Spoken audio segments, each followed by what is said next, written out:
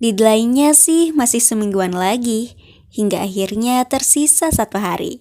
Masih santai-santai dan bilang ke diri sendiri masih ada sore buat ngerjain. Udah sore, masih ada malam buat ngerjain. Dan udah malam, ngantuk siap-siap bobo deh. Karena mikir lagi masih ada waktu sesudah subuh buat ngerjain.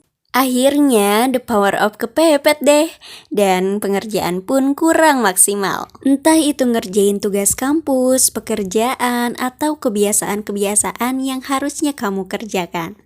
Nah, ini Mimin juga pernah kayak gini.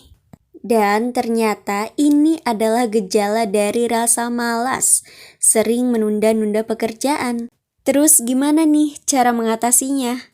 Dengan prinsip Kaizen dari negeri Sakura, Jepang, di mana Jepang adalah negara yang terkenal akan kedisiplinan dan etos kerjanya.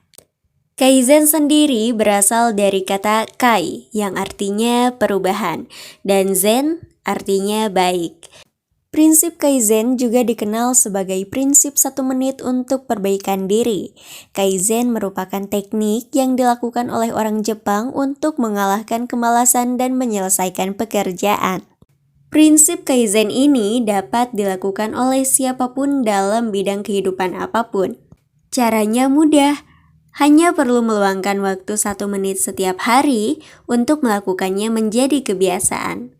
Contohnya, jika kita ingin olahraga dengan rutin, maka harus fokus selama 1 menit melakukan setiap hari dan pada waktu yang sama.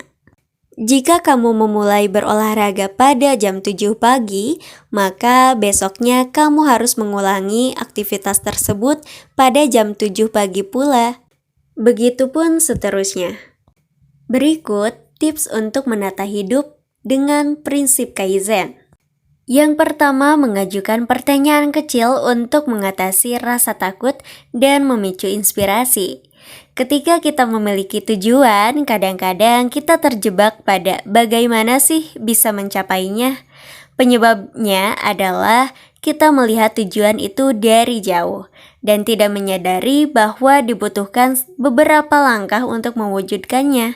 Sekarang, ubah pola pikir itu dengan rincikan tujuan dan ajukan pertanyaan pada diri sendiri. Otak kita sebenarnya sangat menyukai pertanyaan, seperti teka-teki, tebak-tebakan, atau misteri. Namun, pertanyaan yang terlalu besar atau berat akan memicu rasa takut pada diri kita. Oleh karena itu, ajukan pertanyaan-pertanyaan kecil untuk memaksa otak menemukan jawabannya. Contohnya, apa hal pertama yang bisa saya lakukan untuk membuatnya? Atau bisakah saya menghabiskan beberapa menit sehari melakukan sesuatu itu?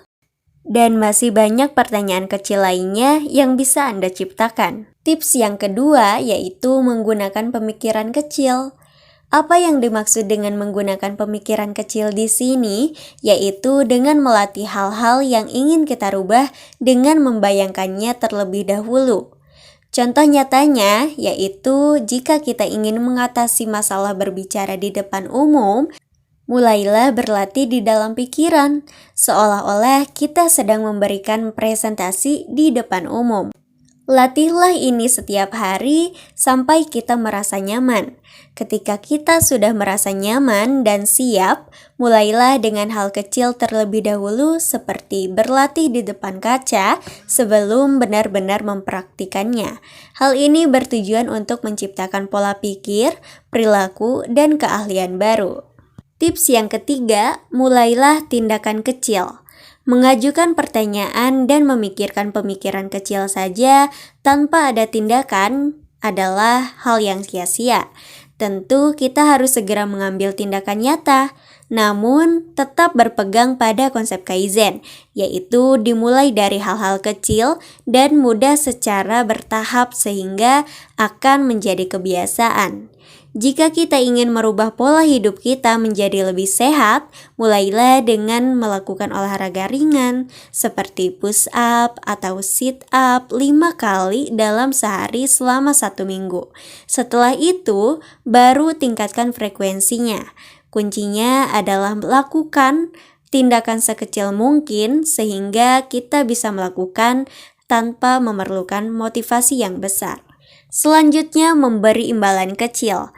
Memberikan reward atas kemajuan atau keberhasilan yang telah dicapai pada diri sendiri merupakan sebuah strategi yang terbaik untuk memberi kekuatan. Tidak ada salahnya untuk memberikan reward asalkan sesuai dengan tujuan yang ingin dicapai. Dengan reward, kita akan semakin termotivasi dan lebih bersemangat. Tips yang terakhir dan penting yang bisa dilakukan adalah konsisten. Ini mungkin hal yang paling sulit karena kita dapat dengan mudah kembali ke kebiasaan lama. Namun, ingat bahwa keajaiban Kaizen datang dari perubahan-perubahan yang terjadi secara bertahap. Tetap lakukan hal kecil untuk mencapai tujuan.